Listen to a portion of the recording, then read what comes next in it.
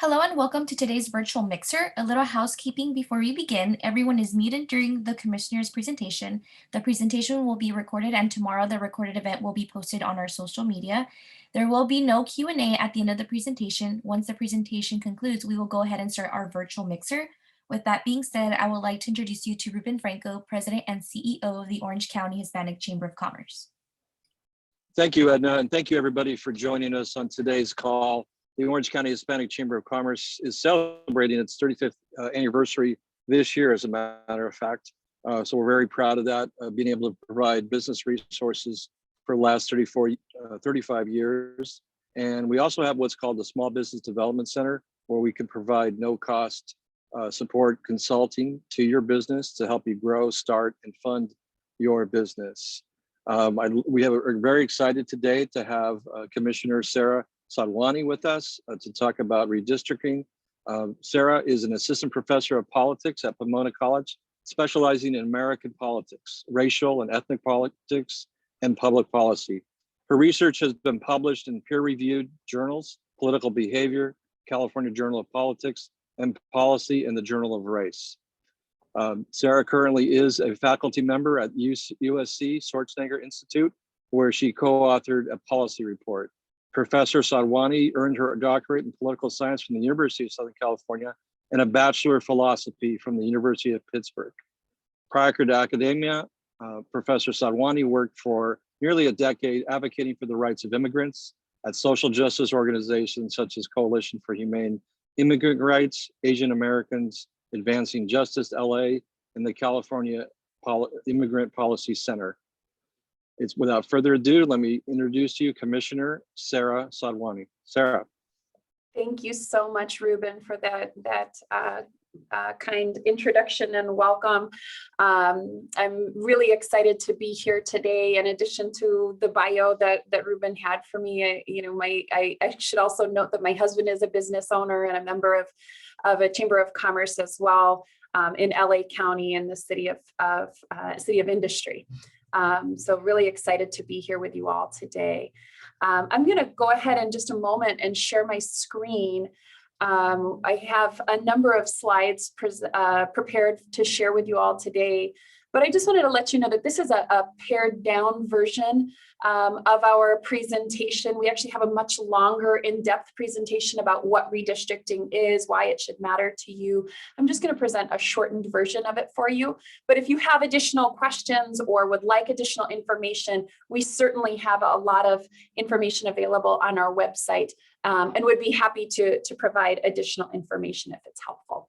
So I'm going to go ahead and start sharing. Sarah, just before you get started, I just want to let everybody know on the call too, once Professor Sadhwani is finished with her presentation, we will still continue to have our networking mixer afterwards. And so stay on for that as well. Great.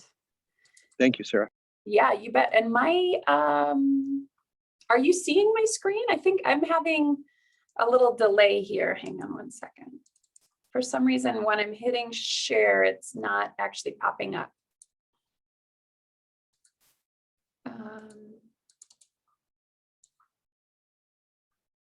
Can you all still hear me? We can hear you. Yes. It's just your screen's hourglass, but it's kind of in that. Yeah, my apologies. It seems to be frozen on my end. Oh, I hate it when we have technical difficulties. Let's see. Yeah, everything is kind of frozen on my side. I don't even see myself or several of the windows of, all of the participants are actually frozen. Let's see, my apologies. Oh, something just happened. Let's see. Well, I'm happy to go ahead and just talk through the presentation. I'm not sure why, but it seems to be, Oh, there it is. There it is. You got it. Okay, great. So I apologize. I'm actually on campus today at Pomona College. So perhaps we were having a little bit of a delay. I keep seeing the screen freeze on my end, so my apologies. I'm going to go ahead and just get started, and we will make the best of it. And hopefully it will continue to work. But if there are any difficulties, please, in seeing the screen, please let me know. Okay. Just as a reminder for today, no public input will be taken. This is a really key and important piece, is that due to all of the transparency laws that the commission operates under, we only take public comment through the official commission channels. You are welcome to call into our commission meetings or submit public input, and I'm going to share with you a number of ways in which you can do that. But just as a reminder that I won't be taking any input today. Okay, so first I just wanted to start off and talk a little bit about why we redraw district maps and what redistricting is. Redistricting is loosely defined as drawing new boundaries that determine which Californians are represented by each elected official. Right, so we went through the process of having a census in which all of the individuals in California were counted, and now we're going to redraw the district boundaries. And there's a number of reasons why we do that, right? First of all, and I'm going to talk a little bit more in depth about some of the criteria that the commission has to use in redrawing, but one of the key components is to ensure that districts have an equal number of people in each district, because over the course of 10 years, communities change, right? People are born, people die, people move in and out of a district. And ultimately, some of these districts will grow and have too many people in them in comparison to other districts. And across the board, we want districts to be relatively equal in size to ensure that people have fair representation, right? So communities grow and shrink over the course of 10 years. And so we want to try to account for that. Okay. Redistricting is going to impact you for a number of reasons, right? So we thought it'd be beneficial just to break down a little bit about how redistricting affects you directly. And I'm sure that you all have a sense of how that works. I was actually just talking with my husband this morning. He's trying to get an SBA loan and having difficulties and thinking about, like, well, who's my legislator that I can reach out to, right?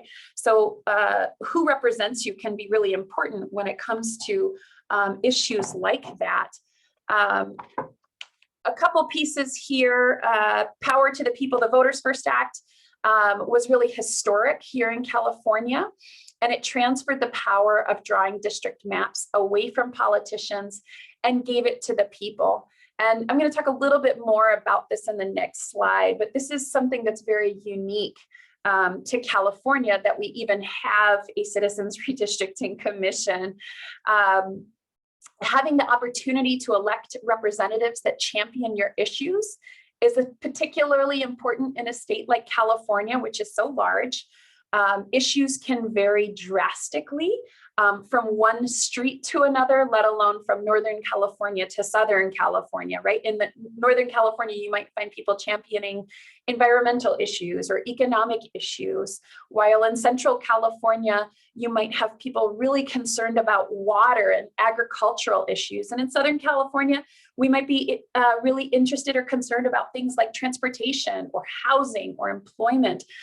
So we want to ensure that districts are drawn fairly so that everyone's voices can be heard, especially given the kind of variety of issues that people might have. In particular, many people have as a key issue funding priorities. So tied to the issue of electing representatives that champion your issues, you might also want to elect representatives that have your financial issues at heart, or interests at heart, excuse me. When the time comes to build a budget, you'll want a representative fighting to ensure that your community gets the financial resources it deserves for various services such as education, water, fire protection, etc. And finally, community boundaries. The redistricting process is all about drawing lines and determining which communities are going to get grouped together into those districts. So your input in this process is essential to us as commissioners to understand where your community starts and ends. Redistricting in California is one of the few civic activities that any Californian can provide input into regarding their community, which ultimately will impact the law and regulations, tax structures, how funding is distributed, et cetera. Okay. So just a little bit more about this history. Prior to 2010, legislators drew the lines, and this continues to be true in most states, where the legislature itself will draw the lines for themselves as well as for members of Congress. If there were issues with how the lines were drawn, if there was gerrymandering that was occurring, then the courts would step in and redraw the lines. Prop 11, which many of you might remember back in 2008, was the Voters First Act, and was enacted to remove the power from the legislature for drawing state Senate, state Assembly, and Board of Equalization lines. In 2010, the voters again approved Prop 20, which added congressional lines to the portfolio of work for the commission. The 2010 commission really set the standard for independent redistricting here in the state as well as nationwide, and in 2020 we look to carry on that process. There were a few lawsuits against the 2010 commission. That's really very normal, but all of them were thrown out in the courts because they had such a transparent and community-oriented process to creating the maps. Ultimately, the maps of California could be drawn in a million different ways. No matter what we come up with, probably someone will always be somewhat unhappy, but ensuring that we have a really robust and transparent process that takes into consideration as many communities of interest as possible is ultimately our goal. Other states also some other states also use independent commissions. Arizona and Michigan in particular have similar independent commissions like ours in California, as well as others in Colorado, Idaho, Washington, Montana. You might have heard a little bit in the news recently about HR 1, which was just passed in the House of Representatives, which would nationally call for the creation of independent redistricting commissions nationwide. We'll see if that moves forward in the Senate. A little bit, excuse me, just a little bit more about why independent commissions matter. Ultimately, gerrymandering is something probably many folks have heard about. You can end up with a number of different ways of drawing any community in particular. And ultimately, our goal here is really to ensure that we can create fair districts for people across the state of California. Excuse me. Move on a little bit. So we'll just take a quick look at who we are. This is your 14-member commission. We're made up of 5 Republicans, 5 Democrats, and 4 members who are not affiliated with either of the 2 parties. You can see that there's geographic diversity amongst the commissioners. We have people from all over the state, as well as racial diversity, ethnic diversity, gender diversity. It's really a diverse group, and it's been really exciting to work with all of the commissioners. I think especially during these very partisan times nationally, it's been very exciting to see a group as different and diverse and opinionated as us come together towards a common goal and really be able to advance that process.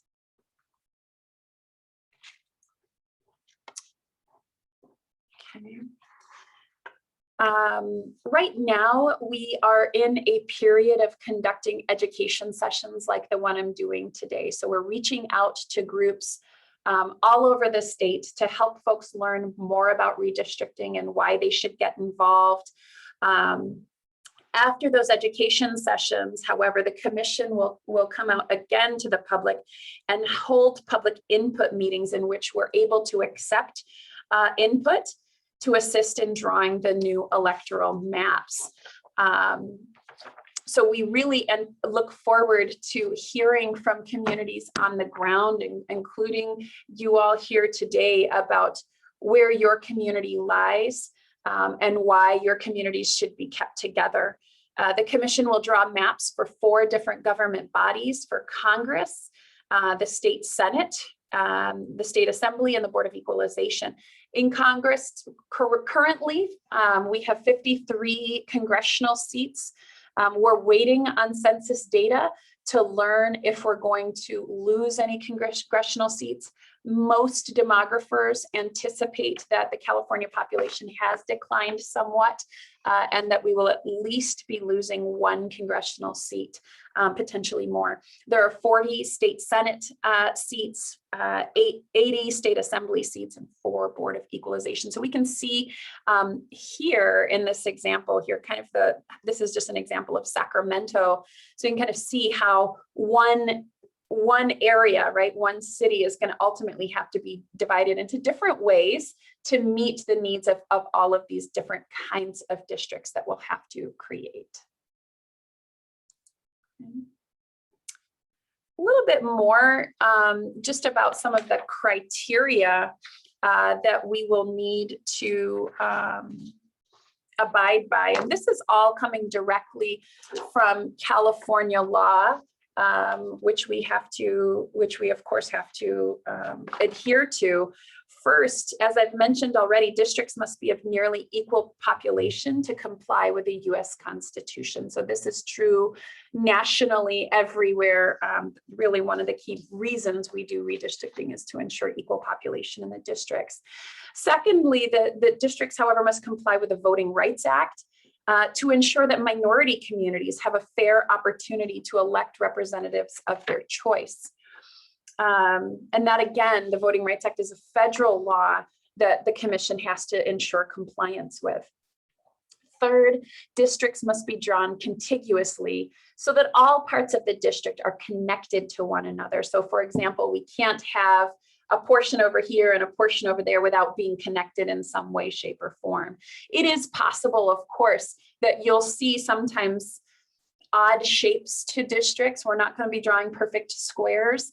Sometimes that is in the interests of communities. Perhaps it's along a waterway or a freeway that makes sense to have included in a district so that you kind of have an elongated shape. We'll certainly be looking out for all of those things, but ultimately districts do have to be connected together. The fourth, and I think I really want to draw your attention to this criteria, is communities of interest. This is where community testimony really comes into play. We have to ensure that we minimize the division of cities and counties and neighborhoods, and in particular communities of interest, to the extent possible. As I said before, a line does have to be drawn somewhere. So not all cities and neighborhoods will be able to be kept together, but we want to try and do the best job possible to keep neighborhoods together where communities feel that there is a need for them to be kept together. And that's where we'll rely on the community of interest testimony. The 2010 commission received over 20,000 pieces of community input. We anticipate receiving much more this time around. Fifth, the district should be geographically compact such that nearby areas of population are not bypassed for more distant populations. This in particular refers to density, not necessarily the shape of those districts. So districts are often drawn kind of in shapes that look funny, but there should be a good reason as to why those communities are being kept together. And finally, wherever it's practicable, we should nest two assembly districts inside of Senate districts, and Board of Equalization districts should be comprised of 10 complete and adjacent state Senate districts to the extent we're able to do so. Okay. So finally, I just want to talk a little bit about how you all can be involved and participating in the process. Your input is vital to this, to the success of the commission and drawing great maps that serve all Californians. And so we've identified the ways that you can participate in 3 simple steps. So first, you can describe your community. You can tell us about your community, what the shared interests of your community are, what brings you all together, what's important to your community. Are there nearby areas that you want to be in a district with? Are there nearby areas that you would not want to be in a district with, and why? Okay, so you can certainly send us that information. You can do that in a number of ways. The first one is to draw your map. So we have created a mapping tool that's available to the public. You can find it at drawmycacommunity.org. And on that, you can simply draw a pretty easy map of where your community lies, down to the streets that you feel like need to be kept together. You can also send us your testimony in written form, or you can call in, send an email, and we would be happy to receive all of that information as well. So just to finalize, like, how you can do all of that, the mapping tool for communities of interest, again, is drawmycacommunity.org. You can also contact us through our website at wedrawthelinesca.org. You can send us an email to the Voters First Act at crc.ca.gov. And you can also send us traditional snail mail. And over the course of the next several months, we'll really be pushing out information on how you can contact us, and really asking for more and more of it. You can certainly go ahead and begin to do that now, and we will receive it and hold on to it. We aren't going to really start looking at it in greater detail until later on this summer, when we go out and do more of our community of interest hearings, which we'll be doing all over the state and in multiple languages. And at that time, we would definitely encourage you all to come out and speak before the full commission and tell us more about your community of interest. But in the meantime, you are welcome to start thinking about it and send it to us now. Okay. Just a little bit of additional contact information for Marcy Kaplan, who's on our staff and heading up our outreach efforts. You're welcome to contact her directly. That's about all that I have for today. I should just note that the timeline that we're working on for the commission has been extended. As you may have heard, there is a great delay in census data. And so that is shifting our work back. Originally, we would have had census data April 1st.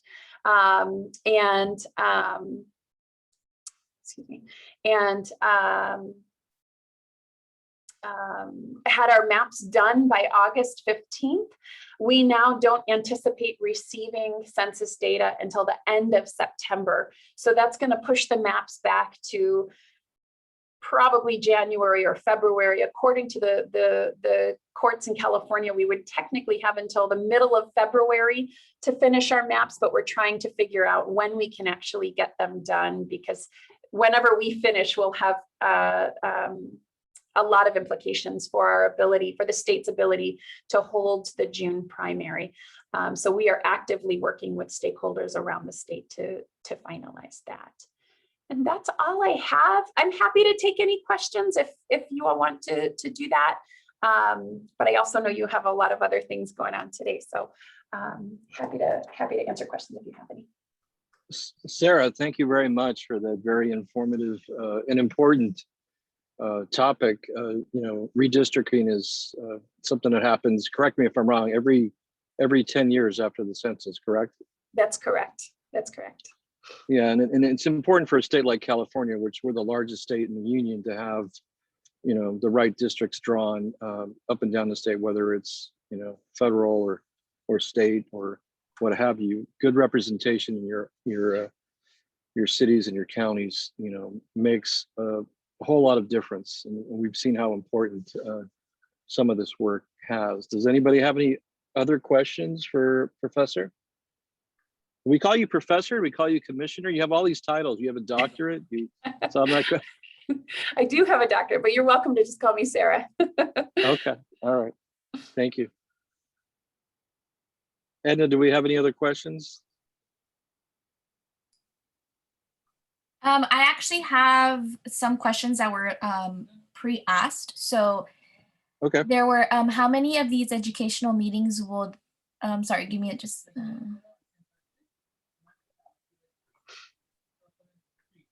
How is the commission ensuring transparency both with the actions they are talking during the public meetings and their own individual outreach? Are there videos, transcripts, or outreach lists on the website for people to follow along with? Yes, so we are definitely working on that. We've had some hiccups along the way, and just in terms of staffing to make sure we're able to get everything up onto our website. It actually took us quite a long time to transition from the 2010s website to a more modern website platform. So because redistricting only happens once every 10 years, we inherited all of the technologies from the 2010 commission, which were a little outdated. So we, amongst the commissioners, we do have a website subcommittee that's overseeing it. We've hired a communications director and a communications team to really start working on making sure that all of these educational sessions can be put on our website. It is most certainly our intention, and we are tracking all of them. We are also asking for all of these presentations to be recorded so that we can have available what it is commissioners are saying out there. We are guided by the Bagley-Keene law, which is a transparency law that specifically relates to commissions and how commissions can operate. And so we take that very seriously and have had a lot of advice in terms of how we can best come out and do public education, which is a part of our mandate of the Voters First Act, while still being in compliance with the transparency laws. So that's absolutely a key concern for the commission. But at the same time, we feel like it's really important to be out there and telling people about this process and making sure that folks know how and when to get involved. And it's why we have things like the first slide that I said, we're not taking any public input on the maps today. There's another question. How many of these educational meetings will the commission be doing? Is there a specific number that is required per commissioner / per zone in order to ensure a diversity in voices? We don't have a specific number that we've set. I think our general perspective is we want to be as available as possible to do them. Any group can go onto our website and request a session, and we will do our very best to try and get a commissioner out to hold a public education session like this one. In addition, our staff is also able to go out and do sessions if for scheduling reasons we just can't get a commissioner out there. We're also in the process of creating a video of all of the commissioners conducting the full education session. So all of the materials I shared with you today are available on our website and are available for anyone to download. You all can take these materials also and do your own sessions if you wanted to. If you want to request one from the commissioners, we're happy to try and make that happen as well. And Sarah, this is Ruben again. You mentioned earlier your husband was looking for an SBA loan. Well, we are part of the SBA. We're funded by the SBA. So if you want to drop me a note or an email, we'll make sure we can help out your husband with that. And anybody else on this call too, that's what we do. Our chamber hosts what's called the Finance Center. So we help people with financing every single day. So please send me a note about your husband's business and we'll make sure we help them out. Thank you so much. I appreciate that. I'll certainly pass that out to him. No problem. Thank you. Any other final questions? There's Two more. So what is the general purpose of the grants and what is the budget and process for that? Can anyone apply for a grant? As of right now, I'm not on the subcommittee that's working on the grants. There is funding in our budget for outreach. I think the notion of the desire of the commission is to make those funds available to community organizations. It's roughly about $2 million, which, while that is a lot of money, certainly from the state budget, it doesn't go very far when it comes to actually divvying it up amongst organizations across the state. So we are actively trying to figure that process out. We do not have a finalized process at this point in time, but it's certainly something that both commissioners and staff are working on to try and figure out. One last question. Have there been any submissions from any communities of interest? Also, will all community of interest submissions be posted online? Yes, my understanding is we have begun to receive some of the communities of interest testimony. We are working on that process. The Draw My CA tool just went live a couple of weeks ago. And so all of those are being kind of captured right now. And then we will slowly begin to develop the internal processes of putting everything up on our website, but absolutely all of them will be put on our website. That is certainly a mandate of, in terms of transparency, that anything that we receive, any kind of information that we receive on such redistricting matters should not only be made available to the entire commission, but should be made available to all Californians. So if anyone wants to come and see the kinds of submissions that we're receiving, they absolutely will have that chance. Again, we're just still in that process of making sure that the internal process is working, and we're still very much in the process of hiring staffing to help make sure that all of that can happen. It's an interesting process because it only happens every 10 years. We were seated last summer, and we're actively trying to pull together the resources to create a staff and a team that can support us through this process. But then again, as soon as our maps are done, we're going to go down to a skeletal kind of commission as well, right? We will not maintain a large team. So there are challenges that go along with that, right? That we don't maintain an office for the entirety of 10 years, but really just for about 1.5 to 2 years.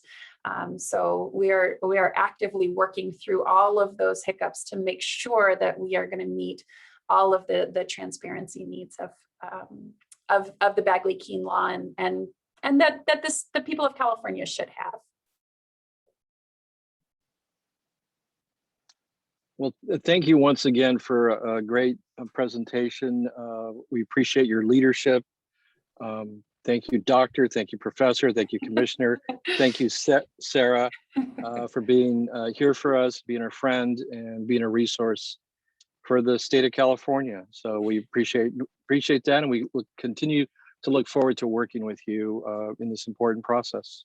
Absolutely. So thank you so much. And I should just note that I'm also assigned to outreach for Orange County. So if you have any issues or things that you want to talk through about in terms of like how you can submit information to the commission, please feel free to let me know. We will do that. Thank you once again. Have a great day. Be safe out there. And once again, please have your husband contact me. Great. Thanks so much, Ruben. Take care. All right. Bye-bye. Bye-bye. And Edna, we're going to break people out into some breakouts. Excuse me, lost my train of thought. So we're going to go ahead and start with our breakout. We're going to do that, and then we'll have a couple breakouts, and then we'll have a drawing at the end for some ASICS shoes that are one of our new members. ASICS is donated shoes, so please stay on for that to be in that raffle. Yeah, so I'll go ahead and break you guys out right now. So here we go. Thanks.